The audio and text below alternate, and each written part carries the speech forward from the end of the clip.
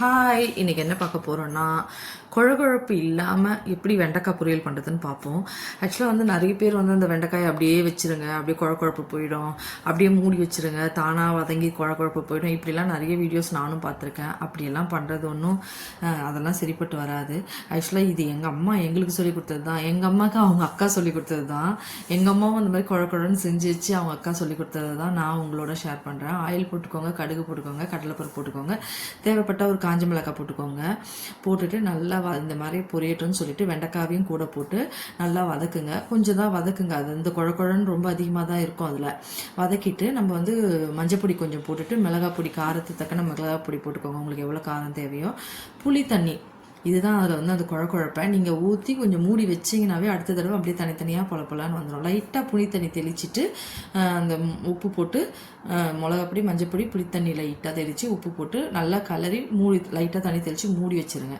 மூடி வச்சுட்டு ஓப்பன் பண்ணி நல்லா கலர்னிங்கன்னா அப்படியே பொலப்பொலன்னு தனித்தனியாக இருக்கும்.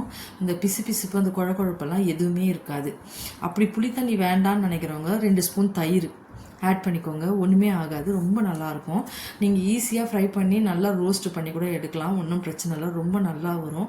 நான் சொல்கிற டிப்ஸை நீங்கள் ஃபாலோ பண்ணி பாருங்கள், உங்களுக்கே தெரியும். நான் எத்தனோண்டு புளி தண்ணி விடுறேன் பாருங்கள், அவ்வளோதான் போதும். லைட்டாக ஒரு 2 ஸ்பூன் தயிர் போட்டுக்கலாம், அப்படி புளி தண்ணி வேண்டான்றவங்க. ரொம்ப டேஸ்ட்டாகவும் வரும், நல்லா சீக்கிரம் ஃப்ரை ஆகிடும். லைட்டாக மூடி வச்சா போதும், ரொம்பலாம் மூடி வைக்க தேவையில்லை.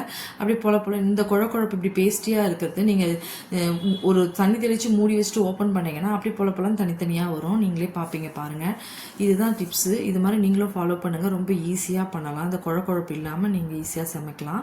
ட்ரை பண்ணி பாருங்கள். எல்லோரும் என்னோடய சமையல் பிடிச்சிருந்தால் லைக் பண்ணுங்கள், ஷேர் பண்ணுங்கள், சப்ஸ்கிரைப் பண்ணுங்கள். சப்ஸ்கிரைப் யாரும் பண்ண மாட்டேங்க, சப்ஸ்கிரைப் பண்ணுங்கள். இதெல்லாம் ரொம்ப ஈஸியான ஒரு சிம்பிள் டிப்பு. யாராவது ஒருத்தர் சொல்லி கொடுத்தா தான் இதெல்லாம் புரியும்.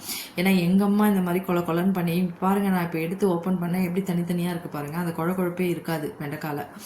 அப்படியே நம்ம கொஞ்சம் கொஞ்சமாக சிம்மில் வச்சுட்டு அப்படியே கொஞ்சம் கொஞ்சமாக ரோஸ்ட் பண்ணி நல்லா ட்ரை பண்ணி எடுத்தோம்னா செம்ம டேஸ்ட்டாக இருக்கும்.